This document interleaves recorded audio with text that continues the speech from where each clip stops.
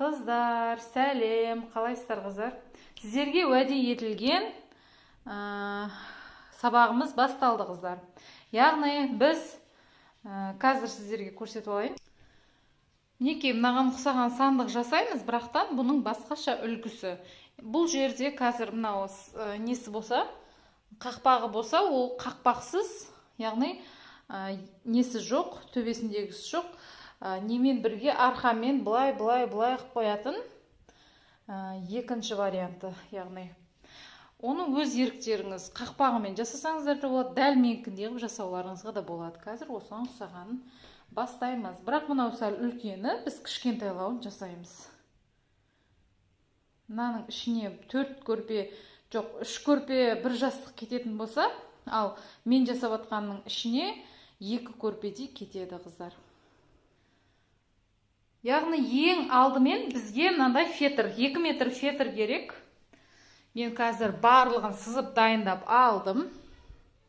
Мінекей 2 метр фетр керек. Фетрімізде мына остатықтар қалды, оны қазір біз қақпағына өткізетін құлақтарын жасаймыз. Одан кейін бізге керек заттарымыз мынандай арқан. Осындай арқандар керек болады. Түрлі түсін алсаңыздар болады, қыздар. Енді өз еріктеріңіз қалай әсемдеу керек екен. Одан кейін бізге керегі мынандай құрақты біз қазір осылай жасап алдық. Яғни бетіне әсемдік үшін дәл осыны бұлай ортасына қойып тігіп алсақ та болады. Мінекей бұлай тігіп алсақ та болады. Мынадан екеу жасадым. Енді қазір сіздерге көрсетейін. Мінекей мынадан ұзындығы, яғни біздің сандығымыздың ені 85 сантиметр, ал ұзындығы 70 сантиметр. Ал енді жанына қоятын блоктарымыз,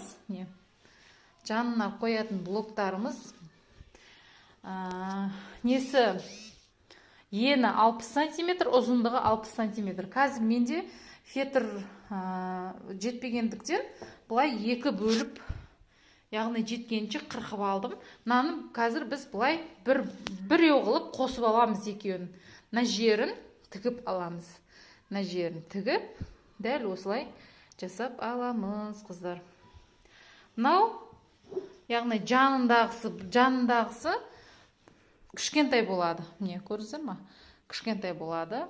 Өйткені қазір біз мына жерлеріне, яғни басына мынандай құлақтарын жасаймыз. Арқанды өткізіп қоятын боламыз. Түсінікті ғой, қыздар, енді бастаймыз. Сіздер украшения үшін құр оюды алсаңыздар да болады, немесе дәл бұлай құрақтарды, 15 сантиметрлік құрақтарды, және де 15 сантиметрлік оюымызды дәл осылай жасап алсаңыздар да болады. Ол өз еріктеріңіз. Мүмкін моншақтардан, әркімнің фантазиясына қарай жасай беріңіздер бұның украшениясын. Қатып қалған қағида жоқ. Түсінікті ғой, қыздар. Енді қазір сіздерге ең алдымен мына екеуін, 2 жанындағы блоктарын қосып аламыз. Бұны әшейін бұлай прямой дәл осылай тігетін боламыз. Бұлай екеуін тігіп, бұлай бүктемейміз. Сынып кетеді ол кезінде, тұрмай қалады, яғни фетріміз қатты болып тұрмайды. Мынау қазір дәл осылай тігетін болсақ, онша білінбейді да, кейін қатты ұстап тұратын болады. Қазір осы екеуін қосып аламыз. Мінекей қыздар, біз жаңағы жанындағы блоктарымызды дәл осылай 1 сантиметр көлемінде тігіп аламыз, қыздар.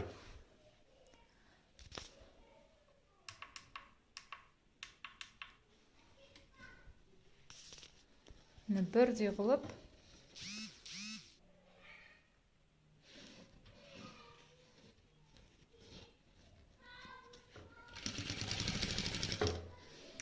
сіздер, менде қазір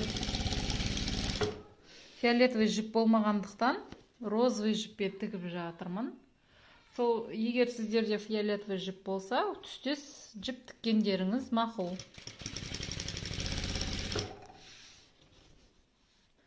Қарап отырып тігіңіздер. Көптеу немесе азғантай болып қалмасын. міндетті түрде 1 сантиметрдей жетеді қыздар, 1 сантиметрдей. Яғни мінекей екеуінде біз дәл осылай біріктіріп алдық. 60 сантиметрлік сандығымыздың жаны. Не? 1 сантиметрдей.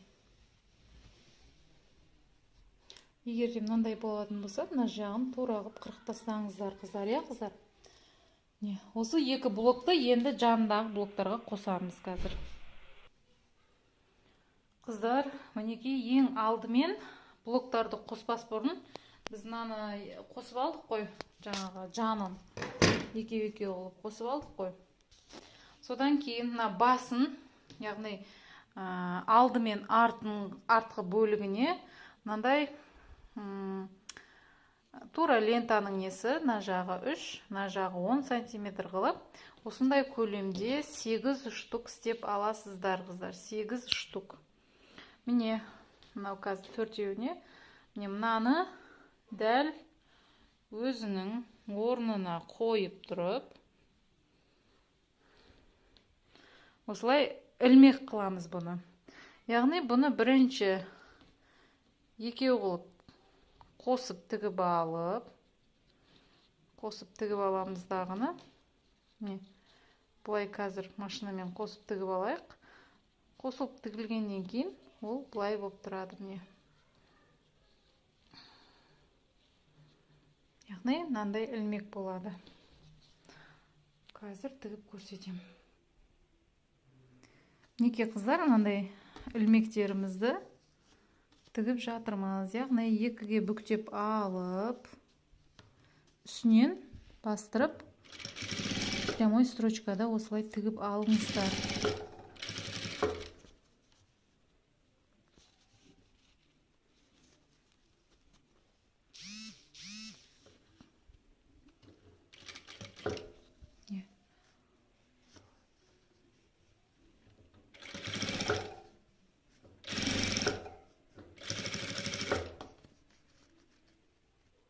Сегізінің барлығын осылай тігіп аламыз да, кейін жаңағы сандығымыздың беткі, яғни үстіңгі бөлігіне, бетінің және арқасының үстіңгі бөліктеріне тігіп шығамыз. Мінекей қыздар, осылай барлығын осылай тігіп шығыңыздар. Яғни бетіп қайырған кезінде осындай болып тұрады. Не қыздар, біздің яғни ілмектеріміз дайын. Осыны енді орналастыру тәсілін көрсетемін қазір сіздерге. Неке қыздар, біз нелерімізді, құлақтарымызды тігіп алдық. Ілмектерін.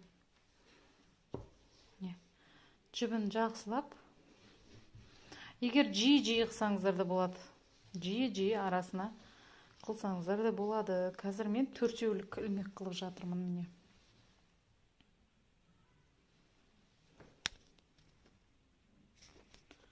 Қыздар, енді дәл екінші жағында дәл осындай қылып, 4-еу қылып, ровна қылып істеп аламыз.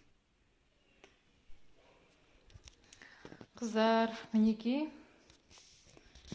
сіздерге түсінікті болу үшін мынаны мен бөлек материалдан пішіп алдым негізінде. Бұл асты сандығымыздың ең астыңғы бөлігі.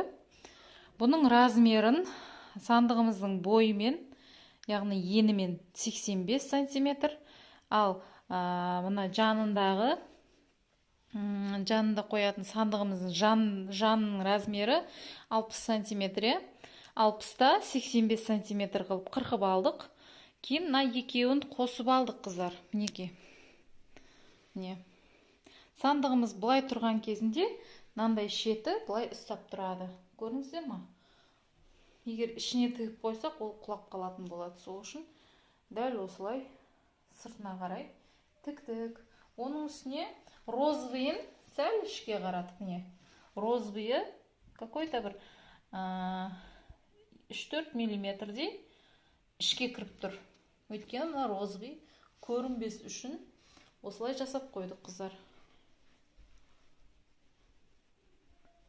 Неке.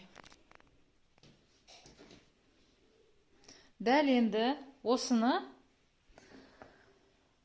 ең алдымен жандарын қосу үшін біз мына кеше нелерін істеп алдық қой, мына екеуінің де құлақшаларын, ілмектерін істеп алдық, екеуінің де. Енді соны ең алдымен бұны мынаған қоспас бұрын сіздерге айтқан едім, бетіне украшенияға бір нәрсе дайындайсыздар. Егер менікінде жасасаңыздар да болады, немесе түрлі шашақтармен, немесе мынаның орнына оюмен, өз фантазияларыңызға қарай жасай беріңіздер, қыздар. Неке. Осыны енді мына 4 бұрыш беткі бөлігіне әдемілеп орналастырып шығамыз. Дәл центрін тауып алып, осыған негізі дәл осындай жасайтын болсаңыздар, мынаны мелмен сызып алуға да болады. Бәрібір қисық кетіп қалады да, көз мөлшермен. Сол үшін мынаның қазір көбегін мелмен сызып шығарып аламыз. Қыздар, мінекей біз 4 бұрыш, яғни ромбек түсіріп алдық, сіздерге кішкене түсінікті болу үшін өзім көрсетейін. Ромбек қылып түсіріп алдық. Енді осыны былай түсіретін боламыз осы жерге. Неке? Дәл осыны мынандай кішкене жарты сантиметр ішіне қайырып, машинкамен бастырып тұрып, дәл былай тігеміз. Жартысын қайырып тұрып, дәл осылай тігіп шығамыз. Полный бастырып алғаннан кейін сіздерге көрсететін болам. Неке, қыздар, міне бастапқы бастаған жеріміз мынау. Бірінші мынаны қайырып алып, закрепка беріп, неке осылай ішіне жарты сантиметрде қайырып тұрып тігіңіздер. Қазір мынау кішкене шығып кетті құрақтар. Енді дәл осы жерін мынаны былай қайыратын боламыз.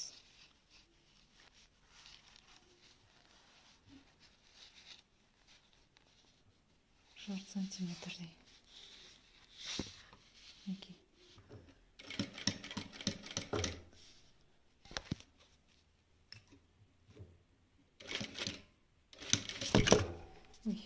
Бұрышқа келген кезде закрепка беріңіздер, міндетті түрде.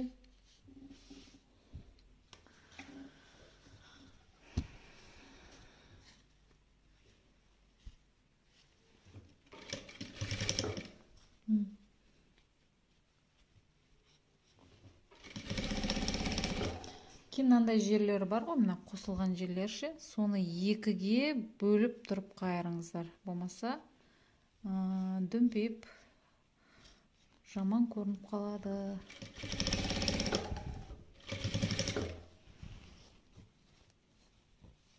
Не, почти түсіндіңіздер деп ойлайын. Қазір полный тігіп алайын, сіздерге көрсетемін. Міне, қыздар, кішкене қисықтау түсті. Бәрі линейкамен өлшесем де қисықтау түсті. Ештеңе қалмайды. Міне осылай барлығын осылай түсіріп алдық. Кейін мелді өшіріп тастаңыздар. Ендігі мәселе бізде мынаған қосып тігетін боламыз. Ең алдымен бұның центрін белгілеп алдық қой. Сол центрінен мына жақ қарай тігеміз. Қазір көрсететін боламыз сіздерге. Ең алдымен мынаны өлшеп аламыз. Өйткені біздің жанымыздағы кішкентай, Өйткені мынау кішкене бұлай бір-біріне қайырылып тұрады. тұрған кезде сол үшін біз кішкентай қылып алдық. Осы жанынан бастаймыз бірінші. Қазір.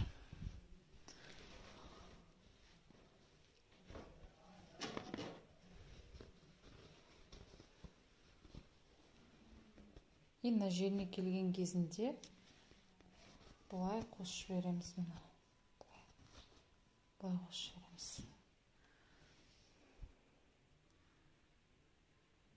Неге қыздар, мына жерін кішкене бір 2 сантиметрдей қалдырып аламыз. Бізде мына жерінде бір 10 сантиметрдей қалды, қыздар. Енді осы жерінен бастап, басына міндетті түрде закрепка беріп алыңыздар. Закрепка тартпаңыздар, өзінің бабымен тартылсын. Бір жағын тартып жіберсеңіздер, міндетті түрде ошибка шығады. Сол үшін тартпаңыздар.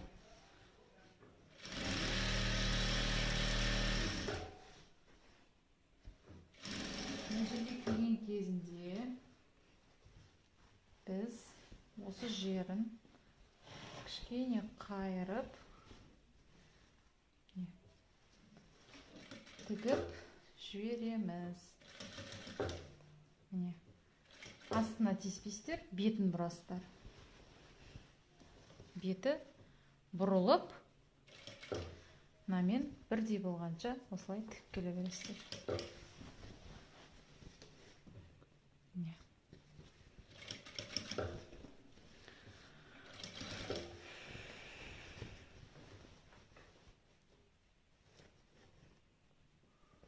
Розовыйды көрсетпеуге тырысамыз, қыздар. Міне, көрдіңіздер ме, мына жерде уже бізде мынандай бұрылыс пайда болды. Қазір мынаның фотоспышкасын жағайыншы. Міне, қыздар, мінеки. Осындай бұрылыс пайда болды.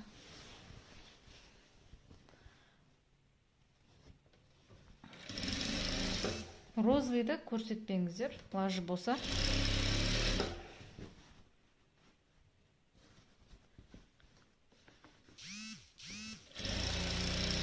Бір сантиметрдей тіксеңіздер болады. Міне. Мына жағы да осындай 1 сантиметрдей қалды.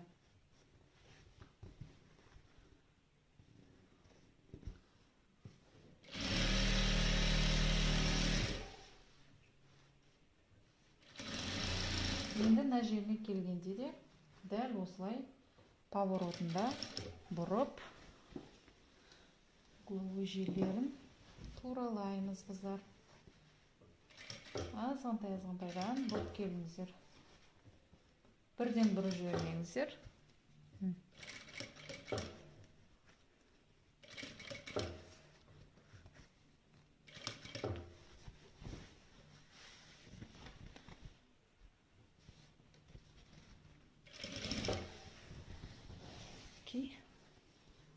Мына жағын туралап отырып, енді полный тігіп тастаңыздар.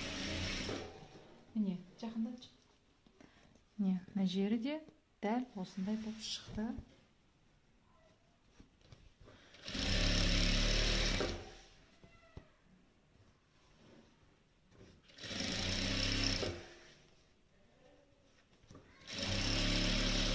Бізде уже мына жерде келіп, мына жерден келіп бітеді. Осы жерде закрепка береміз, қыздар.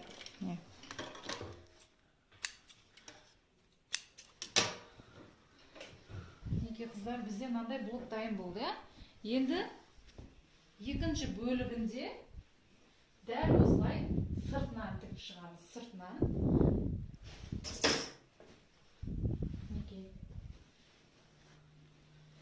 Мына жеріне кішкене бір 2 сантиметрдей, 1,5-2 сантиметрдей бірінші өлшеп алыңыздар да, мына жерінен бастап тігіп шығамыз, қыздар. Мына дұрыс түсінеді.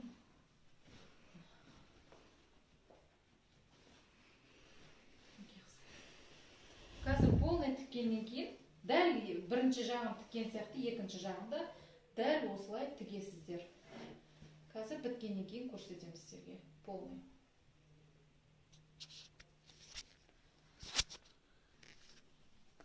Қыздар, мінекей бізде дайын болды. Қазір сіздерге көрсетем. Мінекей мына жерін, мынандай угловой жері бізде мынандай еді. Мына жерін былай қырқып алып тастадық. Қыздар, мінекей біз сандықшамызды біттік. Яғни сіздер былай істейсіздер.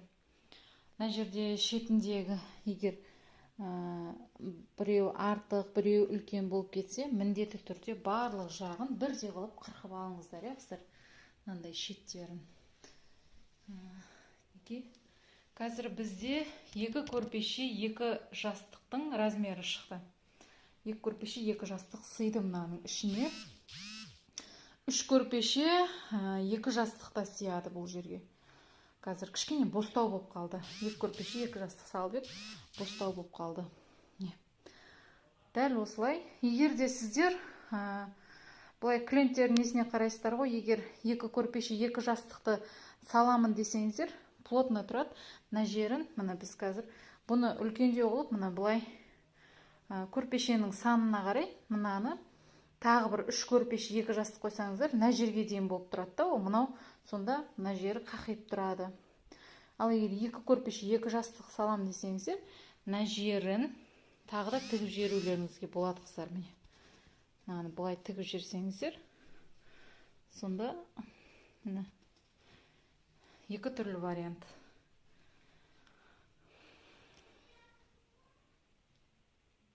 Қыздар, осымен біздің мастер-классымыз бітті, қыздар. Қалай ұнады ма сіздерге? Астындағы біздің розы материалымыз мүлдем көрініп тұрған жоқ.